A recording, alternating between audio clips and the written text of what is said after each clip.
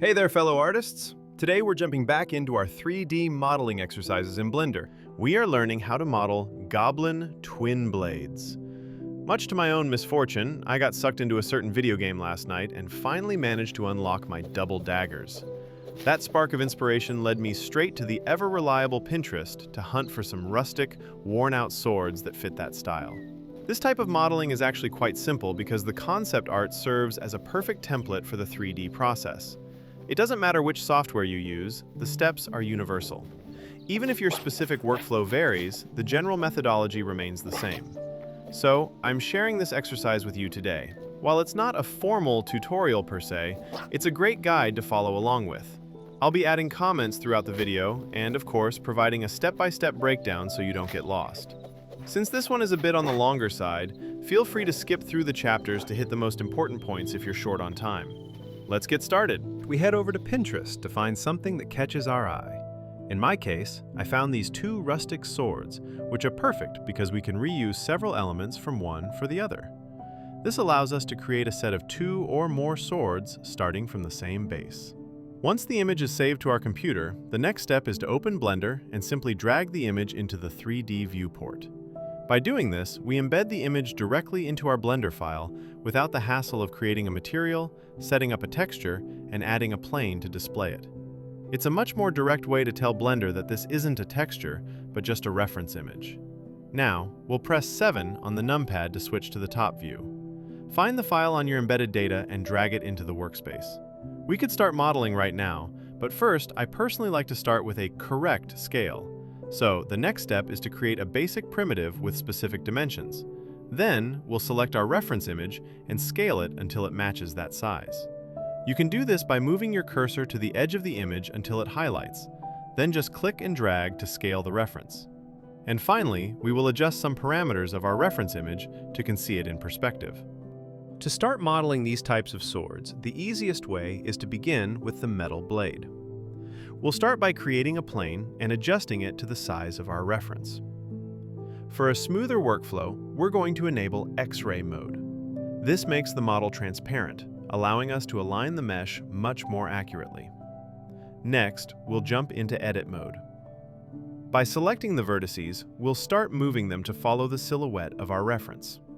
To do this, we just need to extrude the top edges of our plane. Since we are locked into the top view, we don't have to worry about using the free extrude tool, as it will only move along the X and Y axes. In this step, we're going to bypass the nicks and damage on the blade's edge. For now, we only need to focus on the general silhouette to get our base mesh ready. Just follow the flow of the sword's shape and replicate it by manipulating the polygons and edges. Keep in mind that we're still working in 2D, so how you place your vertices now will have a huge impact on the 3D steps later on. I recommend being very careful with your vertex placement. Following this process, we'll work our way all the way to the tip of the sword.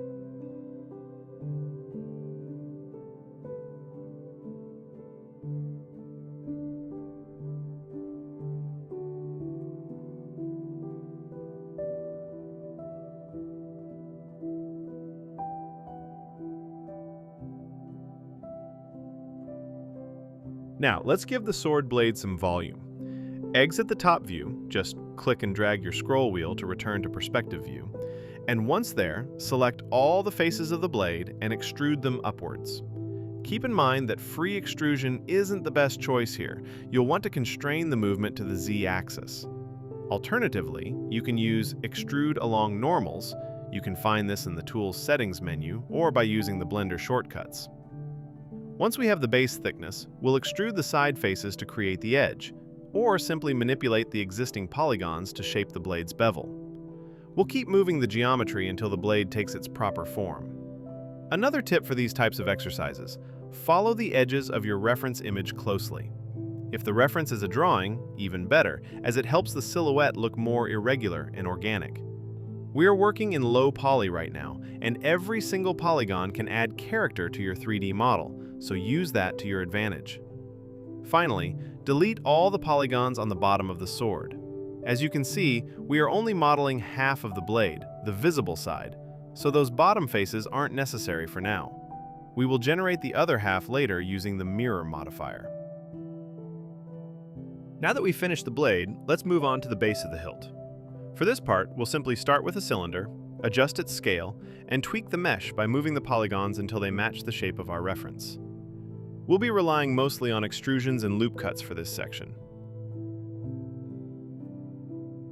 To create the circular shapes, we'll use the Inset tool, then convert that loop into a circle using the Loop tool's add-on shortcut. The rest of this stage is just a matter of using these same tools as needed until the shape is complete. Make sure to follow the silhouette of the concept art, even if that means moving away from perfect geometry to keep that organic look. We'll create a face to fill the hole and start extruding this section to match the shape of the reference. Don't forget to delete the bottom faces of this 3D model, as we'll also be applying the mirror modifier to reconstruct the other half. If you've made it this far, I have good news. You already have the foundation for the second sword. By copying and pasting the 3D model of the first one and moving it to the left, you can overlay the new mesh onto the second sword's reference. We'll enable X-ray mode again, and now we just need to readjust the mesh to the new silhouette. This way, we're almost done without having to start from scratch. Keep in mind that this model is slightly different and a bit more rustic than the first one, so we'll tweak its outline and thickness to achieve those rough, crude shapes. Next, we'll create the spikes. This is relatively simple since we'll build them directly from the existing mesh. That's why it's so important to stick to the general forms. Finally, we'll finish the guard, which in this case is triangular.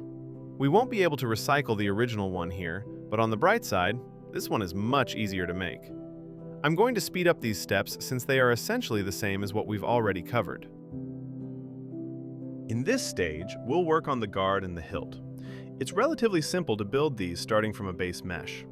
We'll position it over our reference and extrude it upwards. We've already done this before, so it should be a breeze. After adjusting the height, we'll start adding loop cuts, subdivisions, to the mesh.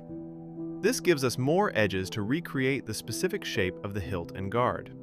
Just like before, delete the bottom and interior faces so we're ready to apply the mirror modifier for the other half. Make sure to set the axis to Z, as that's the axis we're using for symmetry in this setup. At this point, I'm going to apply Collapse, the modifier, to have the full mesh available for direct editing. While this isn't always the best practice for non-destructive workflows, it works perfectly fine for this specific exercise. Now, we just need to add some bevels to the edges of the guard to round them out. We'll create new loop cuts, extrude the base of the guard, and soften the edges since they look much more rounded in the concept art. I've added a loop between the guard and the base of the grip to recreate that curved arc, and then I moved on to the hilt itself. For the grip, you just need to use an inset on the bottom face of the guard, creating 4 faces that will result in an 8-sided cylinder once extruded. This gives us a low poly hilt that still looks perfectly rounded. Add a few support loops to hold the general shape, and that's it. We can pretty much say we have 2 swords nearly finished, as we can reuse this same hilt for both sword variants. Now we've reached the final part of this exercise, and personally, I've been looking forward to this because it's one of the most interesting things to model: the cloth wraps covering the hilt.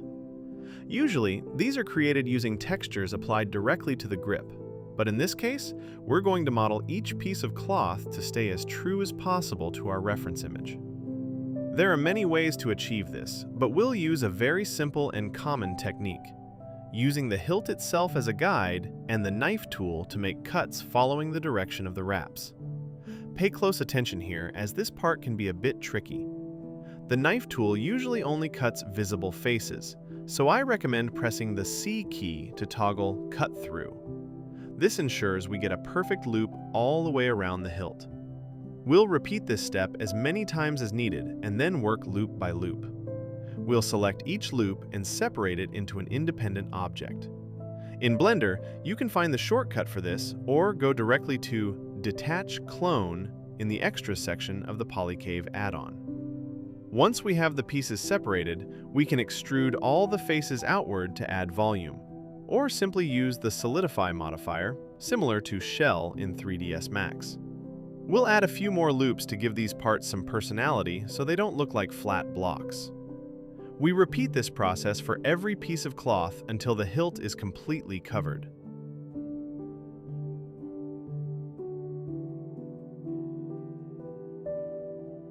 We've reached the final part of the video, so I'll leave you with a time lapse of this last section.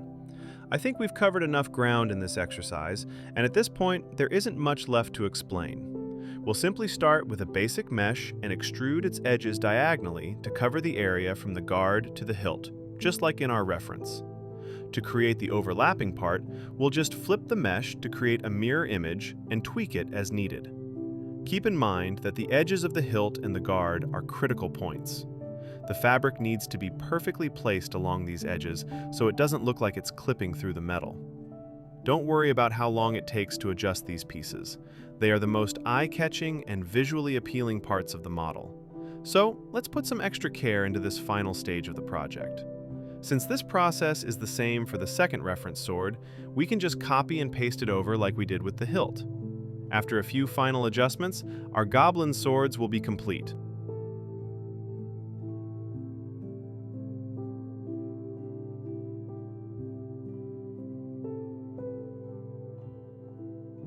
If you're new to the channel, let me bring you up to speed on something. I'm actually fairly new to Blender myself. I tried switching several times in the past, but coming from a 3ds Max background, the workflow felt completely different. In Blender, learning keyboard shortcuts is essential for a smooth experience. But to be honest, that's just not how I like to work. After more than 15 years using Max, I found it almost impossible to adapt. I prefer having my tools right there, visible and within reach. That's why last year I thought, hey, why not create a Blender add-on that puts all the tools right in front of us, similar to the Max interface? After several weeks of development, we finished the add-on called PolyCave, which is what you've been seeing throughout this tutorial. If you're coming from Max, I'm sure it caught your eye because it features the main tools we constantly use there. And if you're a native Blender user or a 3D enthusiast, you've probably noticed that I barely used any shortcuts. That's because the tools I use most are laid out directly and organized by category. The early access is available now, and I've left a link below if you're interested in checking it out and supporting this content. If the interface looks a bit different in this video, it's because I'm already working on the February update, and it'll be available very soon. If you already own PolyCave, don't hesitate to reach out and share your impressions, or let me know which tools you'd like to see added. I'll be happy to show the progress in upcoming updates.